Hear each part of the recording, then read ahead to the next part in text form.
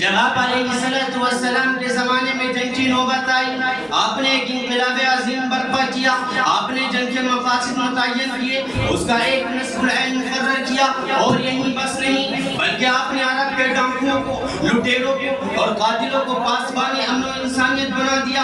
آپ ہی ہیں جنہوں نے سکھلایا لا تقتلوا طفلا ولا شیخا ولا امرأة، کہ جنگ میں بچوں کو، بوڑھوں کو اور عورتوں کو قتل مت کرنا۔ آپ نے ارشاد فرمایا لا تقتلوا النفس التي حرم الله الا بالحق، کہ کسی بھی ناحق جان کو قتل مت کرنا۔ لا تسرف فی القتل، قتل و قتال میں اس سے تجاوز نہ کرنا۔ محترم حضرات، آج دنیا میں انسانی حقوق کمیشن کی تشکیل دی جاتی ہے۔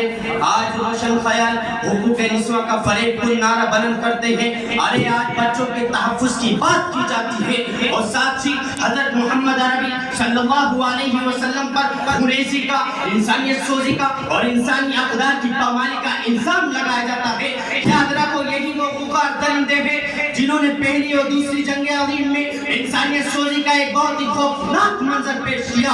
یہی وہ مجرم ہیں جنہوں نے عراق، لیبیا اور سیریا کے اندر انسانی خون سے ہولی کھیل کر ایک دردناک تاریخ رقم کی۔ یہی وہ ظالم سفاک ہیں جنہوں نے افغانستان، برما کے اندر بے دردی سے قتل عام کیا۔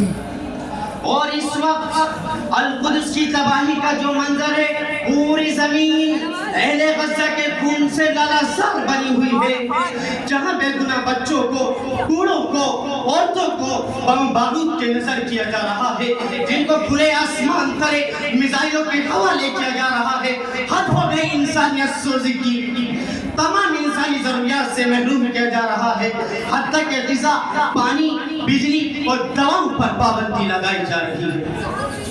یاد کرو فتح مکہ کا دن، یاد کرو فاتح عالم محمد صلی اللہ علیہ وسلم کی انسانیت نوازی کا دن، جس دن 10,000 قدسیوں کی چمکتی ہوئی تلواروں کے نیچے عرب کے سفاک سرداروں کے بدن کانپ رہے تھے۔